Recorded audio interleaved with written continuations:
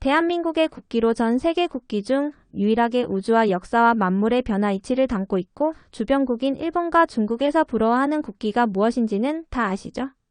바로 태극기입니다. 태극기를 설명할 수 있어야 진정한 한국인입니다.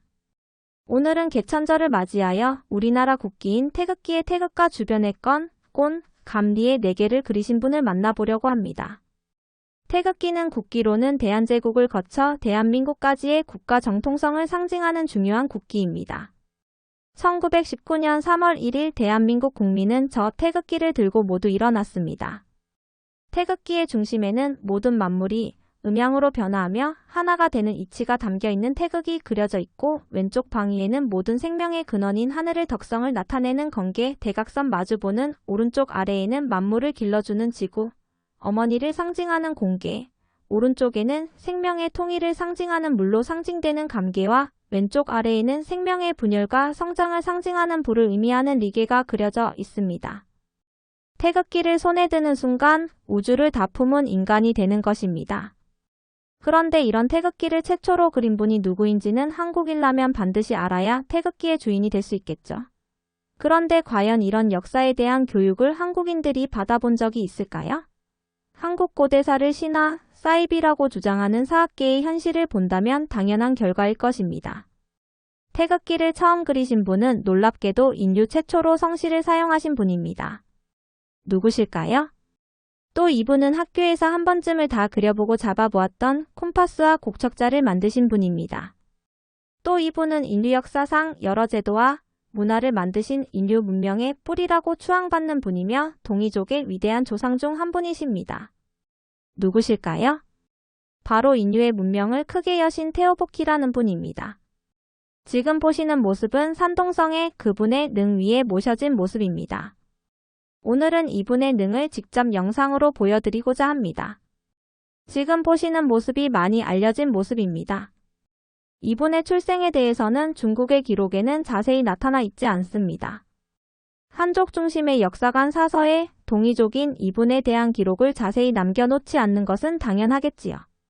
테오보키라는 분은 신시 배달국의 환웅천왕의 아드님이십니다. 18분의 환웅천왕이 계신데 바로 5세 태우의 환웅의 막내 아드님이시죠.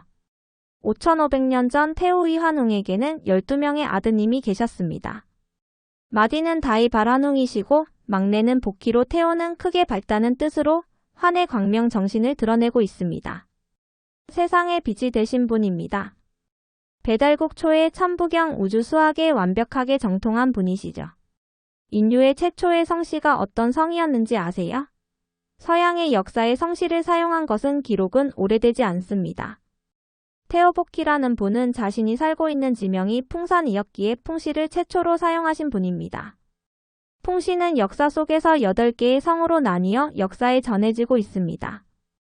태백일사에서는 테오보키가 삼신산인 백두산에서 천재를 모시고 천하에서 용마의 등의 어린 상을 보고 하도를 얻었다고 전합니다. 복희기에서 활동 영역으로 볼 때 하도가 나온 천하는 중국의 황하가 아니라 배달의 송하강을 말합니다. 하도의 그림인데 용마인 천마 등의 그림이 그려져 있죠. 아마 딱 이 대목에서 경주에서 발굴된 천마도가 생각이 나는 분이 있을 것입니다. 차이나 기록에는 하도를 황하에서 얻은 것으로 알려져 있었습니다.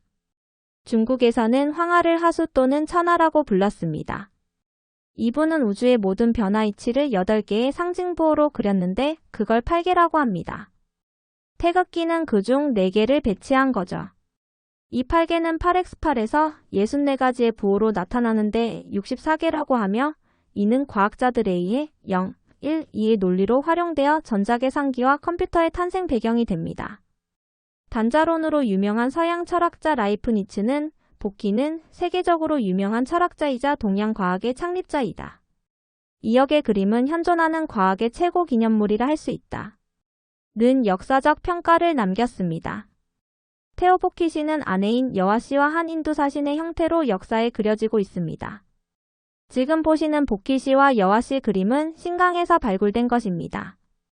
신강성 토너번 분지는 해발고도 -150-250m로 세계에서 두 번째로 낮은 분지인데 이 그림은 지금까지 발굴된 가장 오래된 비단 그림 중의 하나이며 최초의 도량형 귀콤파스, 각자 그림이 그려진 보키어와도의 발굴로 세계적으로 유명해졌습니다. 돌에 새긴 두 분의 모습입니다. 상체는 사람인데 하체를 뱀 모양으로 그린 이유가 뭘까요? 한국 역사학자들의 멘트는 틀림없이 삼국유사의 곰과 호랑이 토템을 토템이라 하지 않고 진짜 곰과 호랑이로 주장하며 단군 실존을 부정하는 것처럼 이 모습도 뱀이라고 주장하며 실존을 부정하려 할 것입니다. 중국의 인류 문명의 조상으로 받드는 테오보키시 유적이 있는 곳은 반드시 용 모양이 만들어져 있습니다.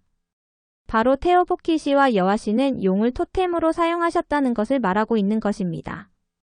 산동성의 테오보키시 능으로 이동하는 과정에 눈에 확 들어온 야경인데 큰 용의 철조물이 눈에 들어옵니다. 요서 홍산문화의 옥룡의 모습을 그대로 산동성 테오보키시의 능 주변에 최근 조성한 거대 용입니다. 두 분의 모습을 보면 컴파스와 구분자를 가지고 있습니다. 측량을 했다는 의미이겠죠. 고조선 단육의 문경 장인들이 21cm 지름의 원방각의 모형을 13,300개를 그리고 여러 개의 동심원을 오차범위 0.02로 그린 원천 기술이 이 두 분을 통해 시작되었다면 이해할 수 있습니다. 공학, 설계학을 공부하신 분들은 테오보키시와 여와시를 만나게 되죠. 이분을 기리는 행사는 한국인의 생각을 넘어섭니다. 한국은 단군만 이야기해도 우상이다. 사이비다 하면서 톱 들고 날뛰는 이상한 한국인들이 존재하고 있지만 중국의 모습은 이와는 다릅니다. 5,500년 전에 테오보키시를 기리는 행사 모습을 보세요. 여러 군데서 수백만의 인파가 모여들어 축제를 하고 있습니다. 하남성의 모습을 보시죠. 이런 모습을 보면 한국사의 개국자인 단군과 고주몽, 박혁거세, 수로왕 등을 거짓말 신화로 치부하며 강당과 박물관에서 자칭 학자라고 국민들에게 안내를 하고 있는 현실을 보면 부끄러운 마음이 들 지경입니다. 오늘 여러분들이 만나는 테오보키시 유적지는 보키시의 능에 사당이 조성된 진짜 유적입니다. 중국 제왕세기에서는 테오보키 임금은 진방에서 출생하였다 하여 동방인이라고 기술하고 있습니다. 당일 답사하는 시간에 하늘에서 비가 솔솔이 뿌려지는 모습을 보고 모두가 감사함을 느꼈습니다. 이분은 배달국 신시의 우사를 맡으셨기 때문에 비가 내린다는 것은 이분께서 우리 후손들을 보고 계신다는 의미이겠죠. 이제 현장으로 달려갑니다. 개천절과 추석절을 맞이하여 한민족의 역사와 뿌리를 생각하는 소중한 시간이 되었으면 합니다.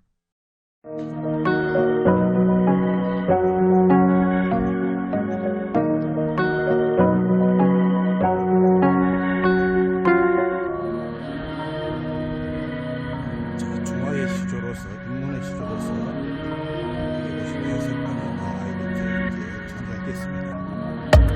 그것은 민족으로서 성시에 기울이면서 우리가 가진 발전을 위해 한국사에서 이런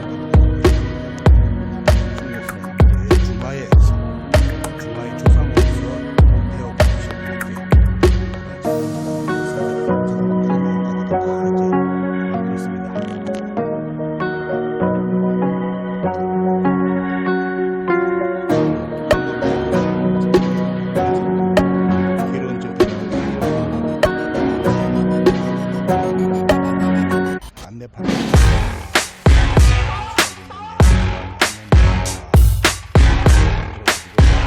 사람을 치료하는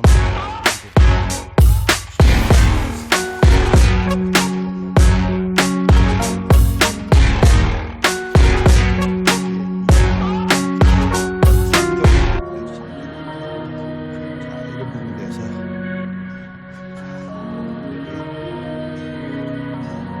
유적지가 굉장히 있습니다.